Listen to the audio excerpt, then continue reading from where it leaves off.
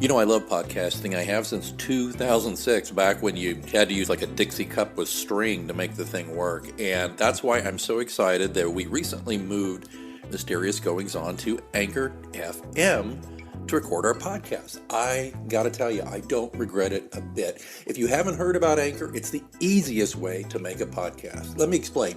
First of all, it's free. There's creation tools that allow you to record and edit your podcast right from your phone or computer. Anchor will distribute your podcast for you so it can be heard on Spotify, Apple Podcasts, and many more. And you can make money from your podcast with no minimum listenership. It's everything you need to make a podcast all in one place. Not going to lie to you, when I first heard about Anchor, I was a little dubious because I've been doing it the hard way for so long. But I got to tell you, it's very easy. Use a Stripe account. Get sponsors. You're not paying monthly hosting fees. The sound quality is great. The distribution is phenomenal. Friends, download the free Anchor app today if you want to start your own podcast, or go to anchor.fm to get started. Remember, you heard it here first on Mysterious Goings On.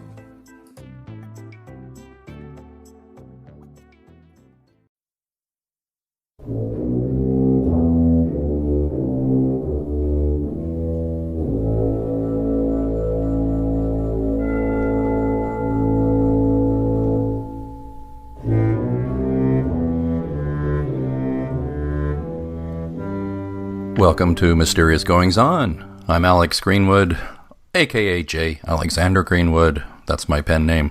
And I'm your host for what will be Chapter 10 of Mysterious Goings On. We call every episode a chapter because that's kind of what a writer, get it, would do. Haha. Welcome to the show, though. If this is your first Mysterious Goings On, this is a podcast for and about writing and writers. It's also for readers. Everybody's welcome here. There's no admission at the door. You don't have to show your papers. You just come on in. Often it's just me yakking about my writing, which you can learn more about at pilatescross.com. We'll do more of that at the end of the show. I'm not going to give you the whole rigmarole of how to find me until the end. But also I often have guests, or we're going to often have guests. And one of our guests, who's been on more than once, is coming back today because he's a lot of fun to talk to, and he's my friend. And he is the author, Jason McIntyre. Welcome, Jason. Hello. I feel like I should probably move into a guest room at this point. I'm thinking so as well. I really am. It's fun. It's like I told myself, you've been on 2 other episodes of the show, and this is Chapter 10, so, here we go. And I told myself, okay, I love having Jason on, but I got to get a different writer on before I have him back. And then I was just like, man, It's too late, man. I'm moving in. I'm sending a list of dietary requirements. Please do. Yes. And I need a hypoallergenic pillow. Oh. I'm kidding. Gotcha. All right. Yeah. Well, one reason I wanted to have you back is because oftentimes when we're not recording a show, you and I will still either be we'll Skype occasionally, or we'll do a lot of texting via Messenger and stuff like that, and we'll talk about what we're doing. And one of the things we have in common, you and I, besides the fact that one, we're both writers. 2, we both are writing series. But the difference between you and me is the way we approach our series. And you are the writer of the Dovetail Cove series, which will be a total of, it's 10 books, correct? Yes, I'm hoping to start drafting the first draft of the 10th book. 9 are written, 4 are out. And it's probably the biggest undertaking I've ever done. What about you? I mean, is there 4 Pilate books, John Pilate books? There's 4 novels and 1 collection of short stories. Right. And I have absolutely nothing written for anything else in the future at this moment about the series. So just, you're way in. But you must bubble. You must have something bubbling. I do. But without going too deep into this, because that's it's not really what we're talking about today, and I don't want to bore people with it. But I'm kind of taking a bit of a break from John and the gang because I've got another idea, and it's not anything that really works in the mystery genre. It doesn't really work for John Pilate, and I think I just want to, for better or for worse, flex some different muscles. And it may never see the light of day. I may write the manuscript and it may not, it may not work, and I may not, I may just put it in a drawer, so to speak. But I think it's time to do something different. So that's what I'm working on. But yeah, to get back to what you said. Yeah, there's always little scenarios that I think, that'd be great or good in a Pilate book, so I do that. And I'm sure you do the same thing for Dovetail Cove. I do, and I'm just thinking as you're talking, I'm thinking, okay, so 4 John Pilate books in the one collection. I personally have read 2 of the novels, the John Pilate novels, and the collection, and I read them out of order. And one of the interesting things there is that the 4 main John Pilate novels follow John Pilate and his cast of characters that somewhat flow in and out, but they're mostly the same. And then the collection of short stories, John Pilate's not even in that. It's just those side characters and focuses on them, which is a really neat way to do that. Can you tell us a little bit more about that decision? Yeah, I was getting a lot of requests from. I have a small but very loyal fan base for the Pilate series, and I mean, if you look at my sales, it's very small, but I love them because they love John and they love the characters. And I had last put out Pilate's Blood a couple of years ago, which was the last full novel, and it did all right and everything, but I wasn't burned out on Pilate by any means, although I had considered stopping after Pilate's Ghost, the 3rd book, but I couldn't. I put it down for a couple of years, and then I came back with Pilate's Blood, and I thought, well, I may take a big break from Pilate and go write this other book that I want to write. And I really did get some pressure in a nice way from readers, and I thought, well, maybe I'll just do this. I'll just write a couple of short stories and put them out on Kindle. That's all, and maybe that'll tide people over. Well, then I got an idea. I thought, well, it's, everything is Pilate's this, Pilate's that, right, for my series. So, by the way, we won't forget to mention the kind of clever thing you do with your titles, too. We'll get to that before we're done here. But I thought, well, Pilate's 2 or Pilate's 1 is not very good. And then I thought, Pilate's 7. Oh, that's an idea. And I thought, I could do 7 short stories. And I want to tell you, before I knew it, they just came out, and I think what was great about it was I didn't feel the pressure of having to write a whole novel. I just had to write by my own, cracking my own whip. I just said, all right, I have to write 7 stories. They don't have to be long, but 7 stories. And I'm so tired and bored with myself, to steal a line from Springsteen. I'm kind of tired and bored of being in John Pilate's head. So I thought, well, why don't I focus on other characters and how they feel about John Pilate, and that's the genesis of Pilate 7. It's funny, I had a reader or two say, well, shouldn't it be Pilate's 5 because it's the 5th book? I'm like, you're missing the point. This is not...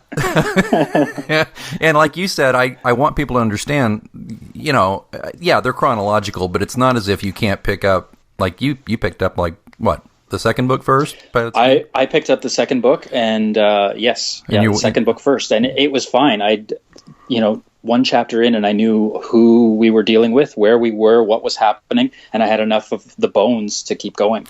Right. Totally fine, yeah. Yeah, well, and so that's where how I arrived at that, and then Pilate 7, actually, I think you might have been one of the people who said, you hadn't read anything, and you read that first, and you said, yes, yeah, and I really enjoyed that, and it's interesting now that I go back and read the John Pilate books. It's filling in holes from the Pilate 7. Not that there was holes, mind you, right? But it's filling in extras, extra information, and making connections where I didn't need a connection to enjoy the Pilate 7 individual stories. Right. But it's like, oh, there's another layer to that. I get that. I love that. and actually, it's interesting to now go back and read the John Pilate novels and contrast even just the writing style to Pilate 7. And I would say they get stronger. I would say chronologically the writing quality gets better. And I would say that the Pilate 7 stories are really what drew me in and made me go back and look at the novels, because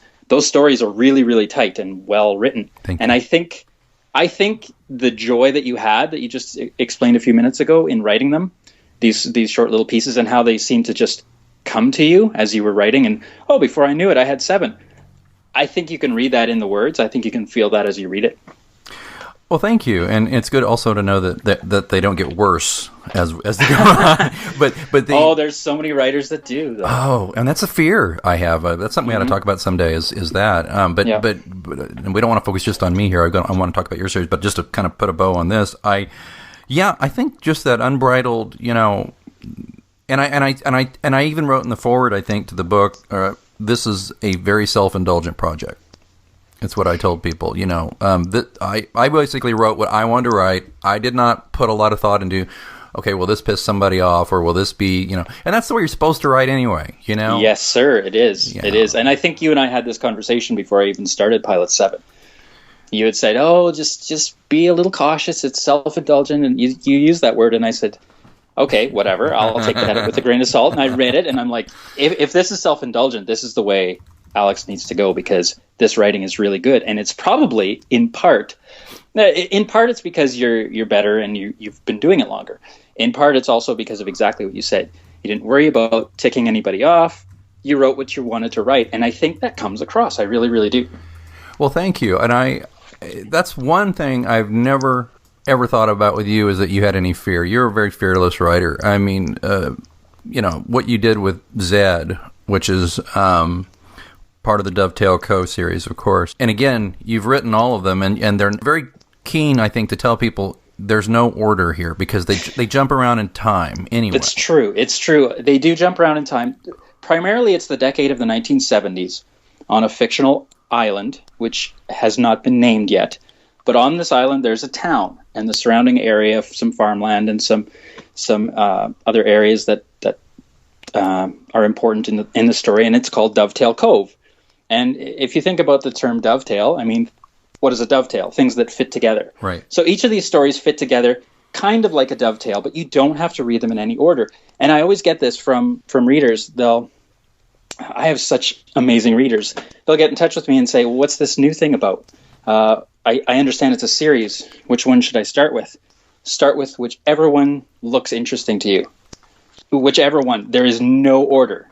Now, the people that do need an order, I spell it out. I say, well, this one technically takes place before this one. Okay, I'll start there. Great. Off you go then. If you want to read them in order, go for it. It will make no difference whatsoever. Yeah, because whereas my series follows basically a character, yours is more about Dovetail Cove being it's like a cradle for these stories. Exactly. It's a place where all of these crazy people reside, and this weirdness is happening. And each story builds on the weirdness, and you're getting another piece of the puzzle. But if you read one story and only one story, you get a beginning, a middle, and an end. You're not left hanging. You're not left going, oh my gosh, that's a total cliffhanger. There are pieces that are left to explain later, but that story is complete, and you don't have to go to bed thinking, oh my gosh, I got to read 9 more books. Yeah, that's, you know what? That is so true. I actually had someone say this to me once. They're like, "Oh, you write series. I don't have time to get into another series." And it was so kind of dispiriting to hear that. But that is one thing, not a problem with your Dovetail Cove series at all, because they're all so different. I'm getting into, let's see, I've done Zed. I'm getting into Bled next. Okay. And then probably Shad, I think. I don't know. I mean, you say it doesn't matter, so I'll just go with it. It really doesn't. But now's as good a time as any to mention to people who don't know who I am or what I've written. Oh my gosh, I beg your pardon. No, don't worry. I'm just thinking the titles of the books, there's a gimmick there. Yes. They all rhyme. They're all one word that rhymes with, well, Bled, Shed, Dread, and Zed. I won't name the other ones because they're not out yet, and it's kind of a fun thing. Each time a new book comes out, we do a contest where you can guess the name of the new Dovetail Cove book. And we've had some awesome guesses, and I've given away some awesome prizes. Mostly books, because that's my stock and trade, but, and it's called Zed.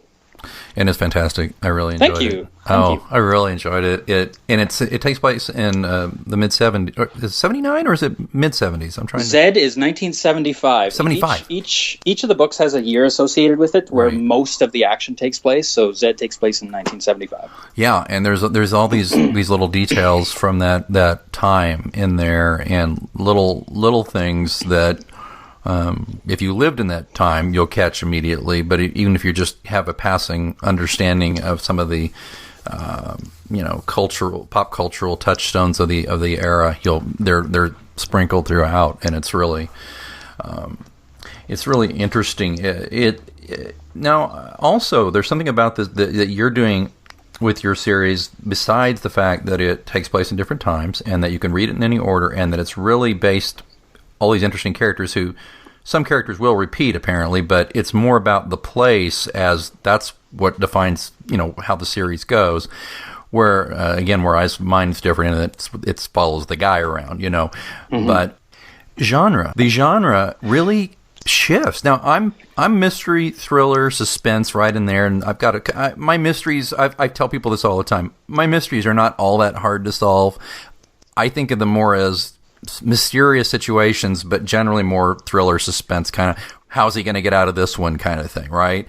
Yeah. Whereas you with Dovetail Cove are doing something a little different. You're not doing the same genre with every book, correct? Yeah, when I kind of envisioned the whole thing, and it's a funny story. I won't digress too much into it, but I had a reader read the very first book. Before there was a Dovetail Cove series, there was one book called Shed, and a reader read it and loved it and got in touch with me personally and said, I want to see more of these two characters.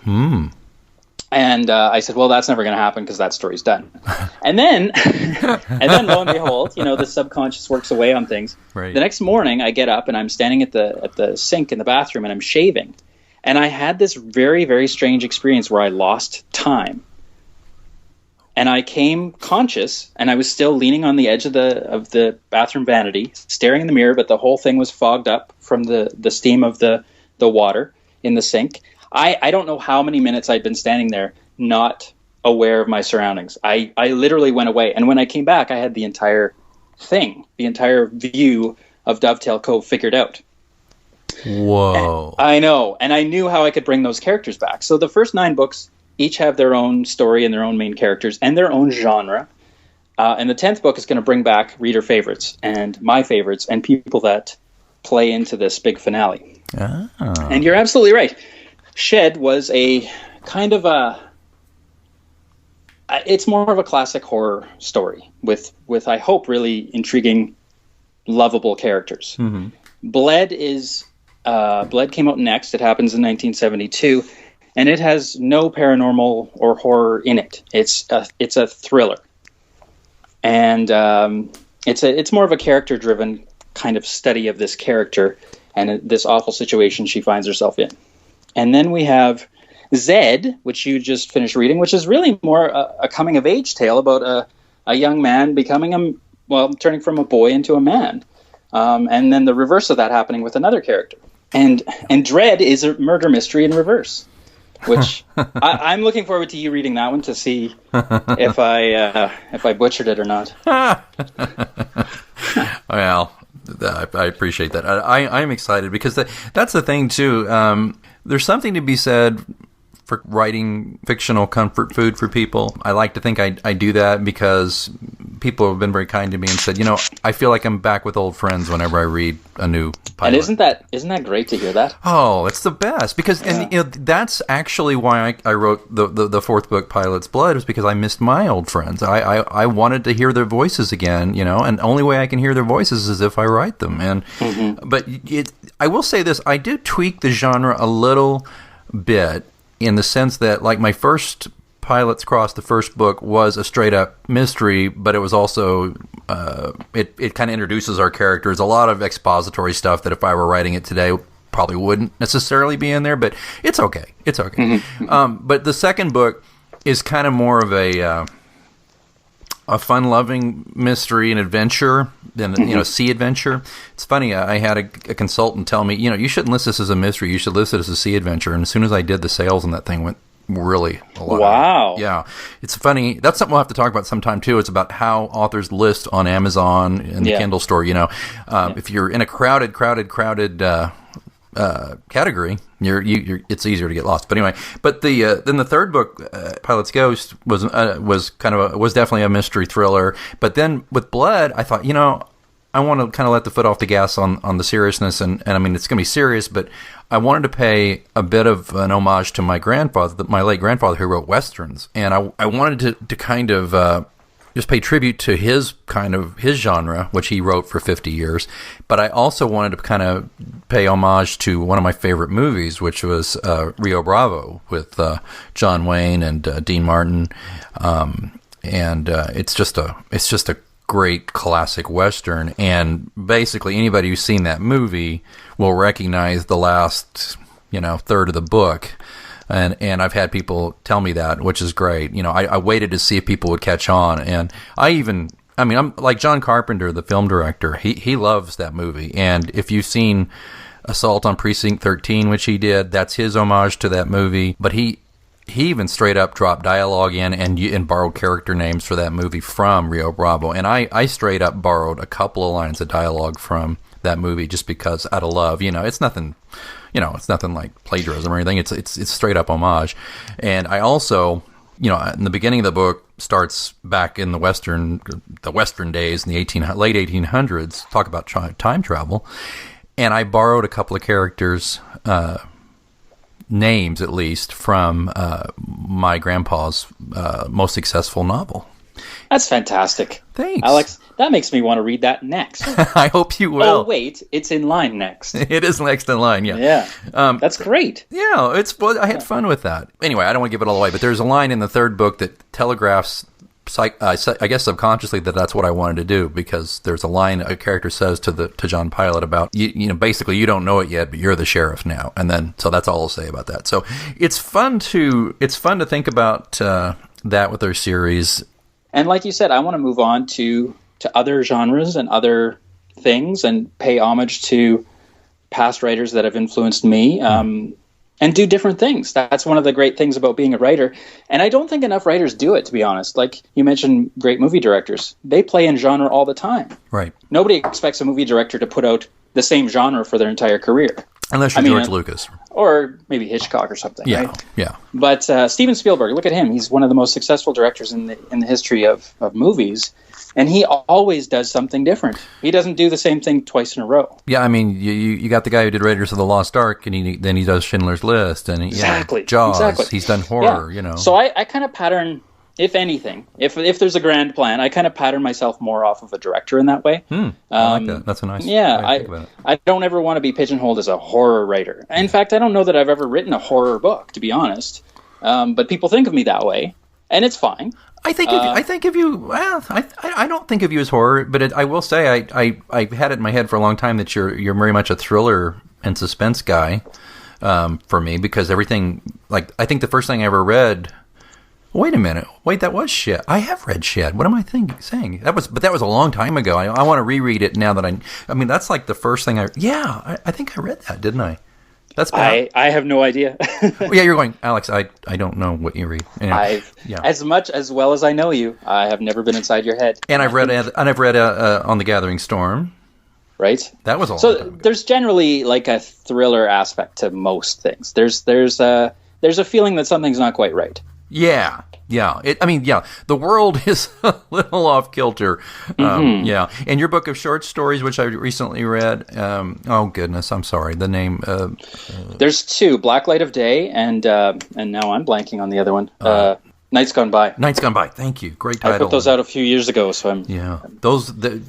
If you want a sampler, folks, of Jason McIntyre, and you don't have time to invest in a novel, although you should, Nights Gone By was a nice sampler. I really enjoyed that. Thank you. Yeah, six stories, so not quite as heavy as Pilate 7. but as a tangent, Pilate 7 is a great sampler of thank you.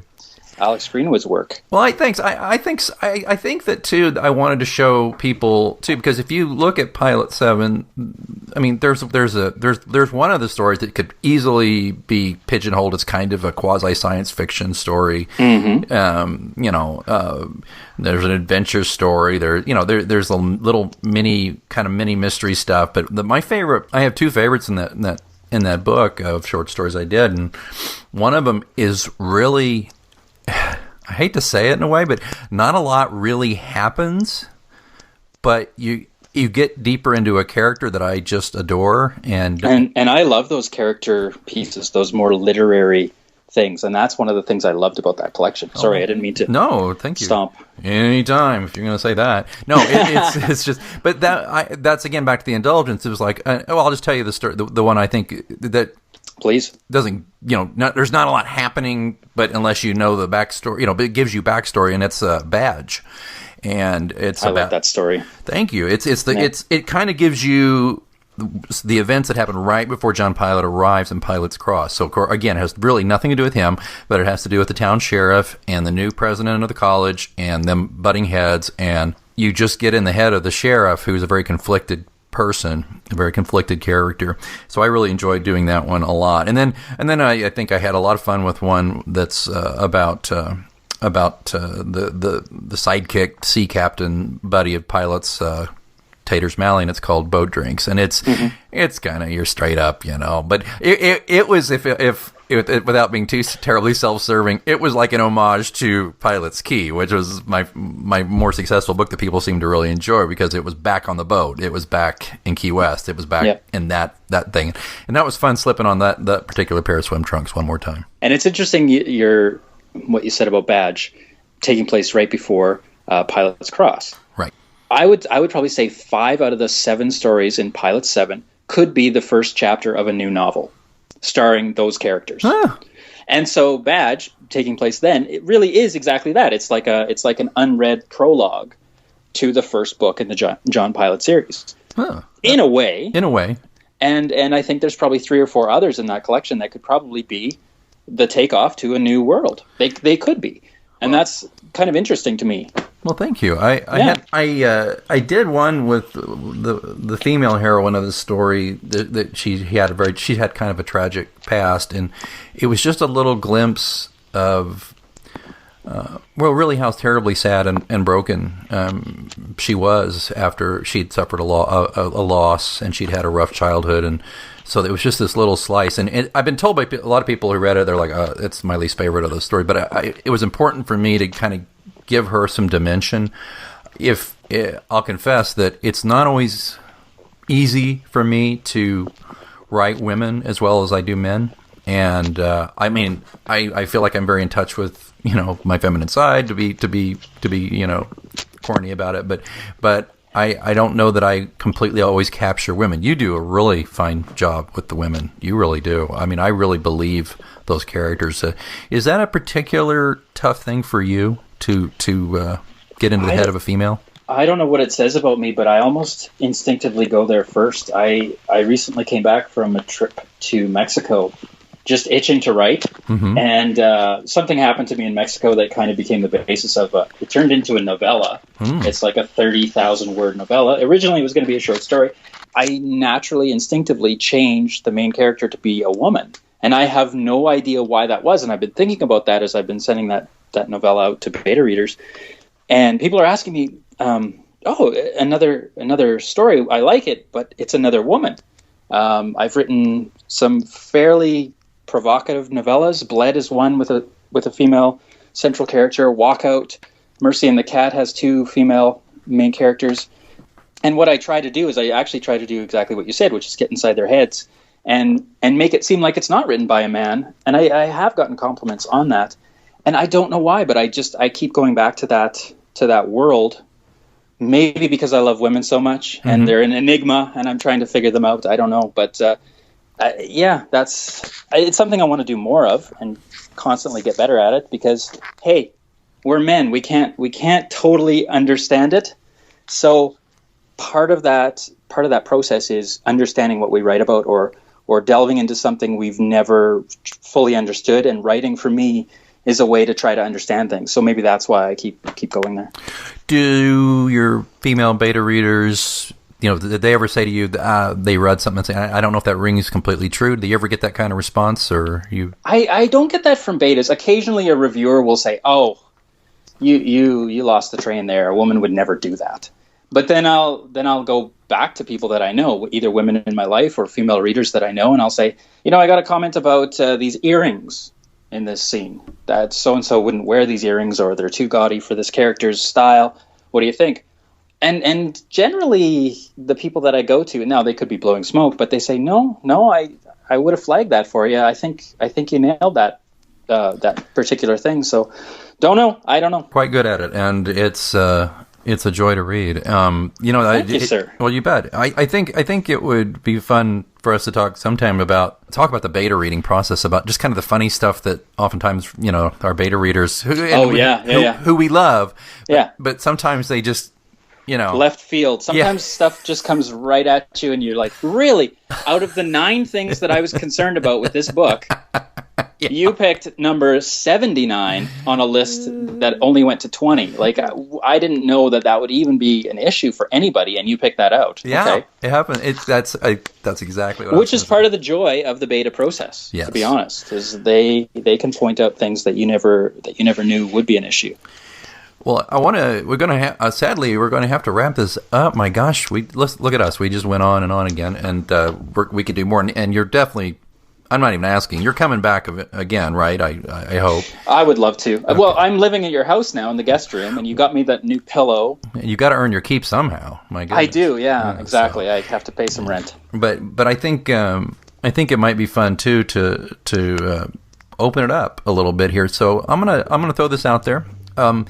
If you want to ask either one of us a question, if you're a writer or a reader or just casual observer, and you're curious, or if we've said something that you find of interest and you have a question, you can find me on Twitter at @A_Greenwood, or you can go to pilatescross.com and go to the Clues blog and just leave a comment there, or actually go to my Facebook page. It's the John Pilate Mysteries. Just look up, and that's Pilate, Pilate. You can go there and just post a question there, and I'll be happy to. And if it's directed at Jason, or maybe you'll ask the question, and both of us could come up with an answer, and we'll post an answer. We may use your question right here on the show. What do you think of that, Jason? I think that's brilliant. I think, if any readers want to go find me on Twitter, I'm Jason C. McIntyre, or thefarthestreaches.com is my website. And if we have a great question from somebody, we'll put our heads together and try to figure out an answer, and either post it, as Alex said, or address it right here on Alex's podcast. Well, it's really great that people are picking up the show. We had some really nice downloads. When we first launched, iTunes named us New and Noteworthy Show, so we got some really nice subscribers out of that who continue to download the show. And if you have ideas for a topic, get a hold of us. If you have a question, or if there's something about the show that drives you crazy, I'm happy to listen. May not change it, but I'm happy to listen. We want to hear from you. And if you're a writer and you'd like to be on the show, just get a hold of me through the ways we've already discussed. I'd love to have it. One thing I'm going to ask before we go of everybody is, if you like the show and you're subscribing through iTunes or Stitcher or wherever, there's almost every podcast distribution method has a review and rating. Particularly iTunes, if you could give us a star rating and a quick review. I mean, it is quick and painless. Right, Jason? How long does it take? Oh, less than 30 seconds. Yeah. Just go in, click how many stars. Well, okay, look, if you really don't like this show, don't bother. But if you like this show, click how many stars, and maybe just write a quick sentence saying, enjoy the show, or I enjoy this part of the show, or blah, blah, blah. The reason why that's important is because the more high ratings and reviews we get, the better chance we'll have of iTunes featuring the podcast and getting more listeners. And if we get more listeners, we're more likely to continue further chapters of the show. So enough of the sales pitch. Again, I'm at pilatescross.com. Jason is at thefarthestreaches. Is it .com? It's .com. It is, yeah. Yep. .com. And he's on the Twitter, and I'm on the Twitter and Facebook and all that stuff. So, Jason, anything else before we let everybody go? Thank you so much for having me stay at your home and take part in your podcast once again. I love coming on, and I love chatting about this stuff, so I appreciate it. Thanks. Oh, rock and roll, man. Anytime. I love having you on. All right, folks. This has been Chapter 10 of Mysterious Goings On, and as always, until next time, keep reading.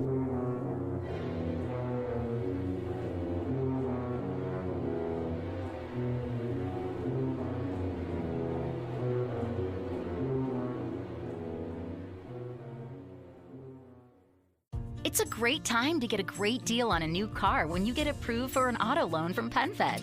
Our Powered by True Car rates are as low as 1.39% APR on new vehicles. Finance for a longer term to lower your monthly bill. Plus, take up to 60 days to schedule your first payment.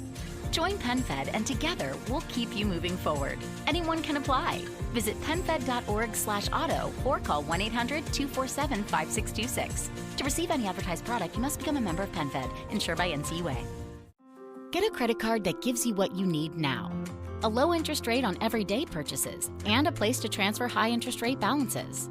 The PenFed Gold Contactless Card is our lowest interest rate credit card. You can even earn a $100 statement credit when you spend $1,500 in the first 90 days. Join PenFed and together we can help you keep more of what's yours.